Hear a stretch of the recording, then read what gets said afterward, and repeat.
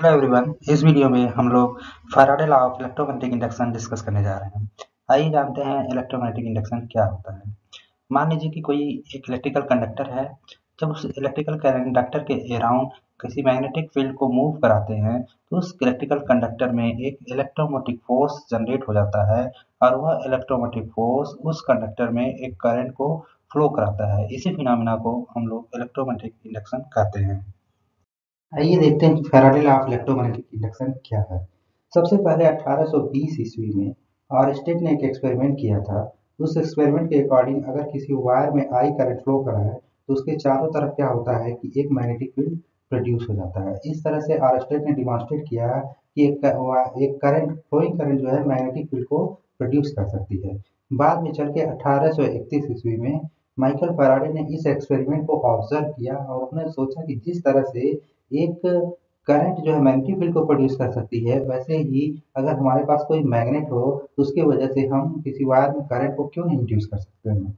इस चीज को प्रूव करने के लिए और माइकल फैराडे ने बहुत सारे एक्सपेरिमेंट किए, जिसमें से 3 एक्सपेरिमेंट इंपॉर्टेंट थे जिसके बेसिस पे उन्होंने अपना कंक्लूजन निकाला। तो जो आपका फर्स्ट एक्सपेरिमेंट था वो यह था कि एक मैग्नेटिक फील्ड का रीजन उन्होंने कंसीडर किया। ये आपका मैग्नेटिक फील्ड का रीजन है जो कि येलो कलर से हाईलाइट किया है हमने।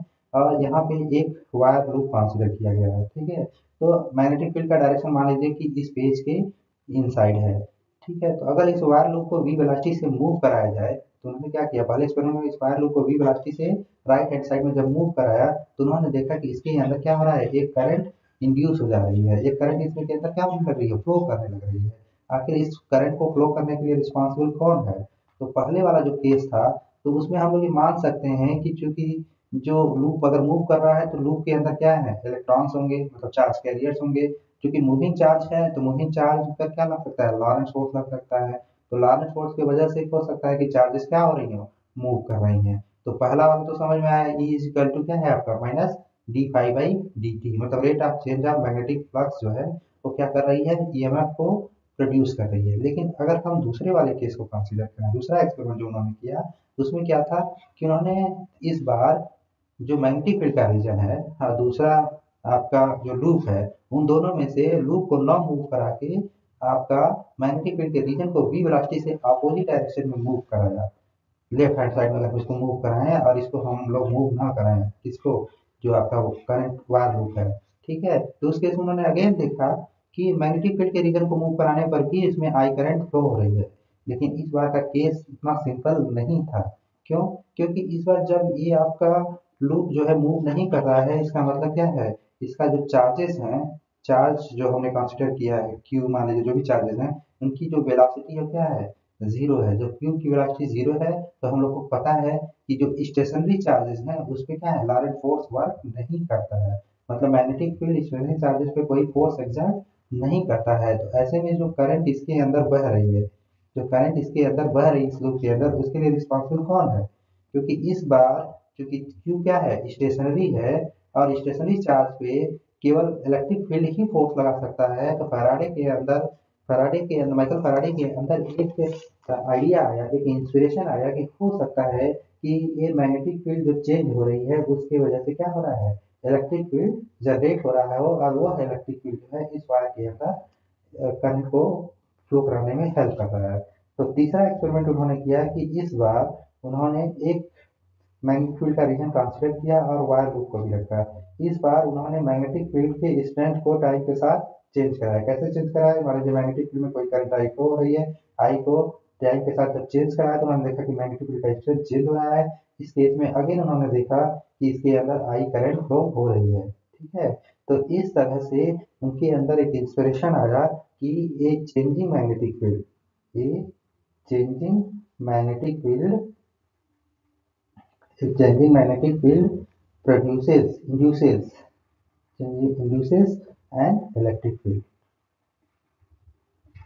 इस तरह से माइकल फैराडे के अंदर एक इंस्पिरेशन आया कि एक चेंजिंग मैग्नेटिक फील्ड एक इलेक्ट्रिक फील्ड को इंड्यूस कर सकता है और वह इलेक्ट्रिक फील्ड ही उन चार्ज कैरियर्स पे फोर्स लगाता है जिसकी वजह से लूप के अंदर करंट फ्लो होती है।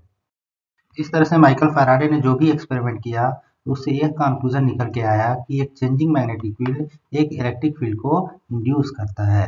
तथा एक्सपेरिमेंट नंबर 2 में हम लोगों ने देखा कि जब लूप मूव नहीं कर रहा था उस केस में कौन रिस्पॉन्सिबल है जिसकी वजह से करंट उस वायर लूप में फ्लो कर रहा है। तो एक्चुअल में फैराडे ने पाया कि यह इलेक्ट्रिक फील्ड ही है, यह इलेक्ट्रिक फील्ड ही है जो कि ईएमएफ के लिए रिस्पॉन्सिबल है, मतलब इलेक्ट्रोमोटिव फोर्स के लिए जो रिस्पॉन्सिबल है वह है आपका इलेक्ट्रिक फील्ड ही है। और फैराडे ने नोट किया कि जो ये इलेक्ट्रोमोटिव फोर्स जनरेट हो रही है, जो ईएमएफ इंड्यूस हो रही है, वह ईएमएफ अभी भी rate of change of magnetic flux के बराबर है।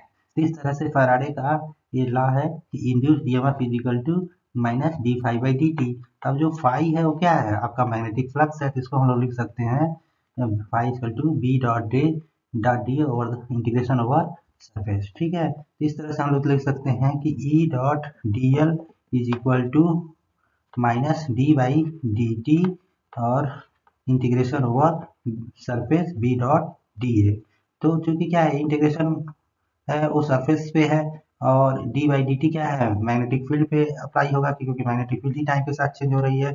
इस तरह से इस एक्सप्रेशन को हम लोग लिख सकते हैं E dot d l is equal to integration over surface minus del B by del t dot d A. ठीक है, अब यहाँ देखिए एक साइड में सरफेस में इंटीग्रेशन है, दूसरे साइड में क्या है, एक लूप के अलोंग जो है लाइन इंटीग्रल है। ठीक है, तो हम लोग अगर कर्ल थ्योरम का यूज करें तो इस लाइन इंटीग्रल को सरफेस इंटीग्रल में कन्वर्ट कर सकते हैं। इंटीग्रेशन ओवर सरफेस हो जाएगा आपका यूजिंग कर्ल थ्योरम, क्या है, curl of E dot d A हो जाएगा, और इस साइड में हमारा है integration over surface minus del B by del t dot d A. अब दोनों साइड में हम लोग अगर इक्वेट करें तो हमारे पास आता है क्या, curl of E is equal to minus del B by del t. ठीक है, इसी को हम लोग बोलते हैं Faraday law in differential form. ये कौन सा लॉ है, फैराडे लॉ है। फैराडे लॉ क्या बता रहा है कि चेंजिंग मैग्नेटिक फील्ड, यहाँ देखिए ये चेंजिंग मैग्नेटिक फील्ड में प्रोड्यूस इलेक्ट्रिक फील्ड, तो ये आपका फैराडे लॉ है इन डिफरेंशियल फॉर्म। अगर हम फैराडे लॉ को इंटीग्रल फॉर्म में लिखना है तो हम लोग यहाँ से लिख सकते हैं, क्या है इंटीग्रल फॉर्म में, integration over E dot d l is equal to minus d by d t और फाई की जगह हो जाएगा आपका B dot d integration over surface. ये है आपका ई डॉट डी एल है, तो ये है हमारा फैराडे लॉ इन इंटीग्रल फॉर्म। इंटीग्रल फॉर्म में है आपका फैराडे लॉ और ये है आपका डिफरेंशियल फॉर्म में है Faraday law. Thank you for watching this video.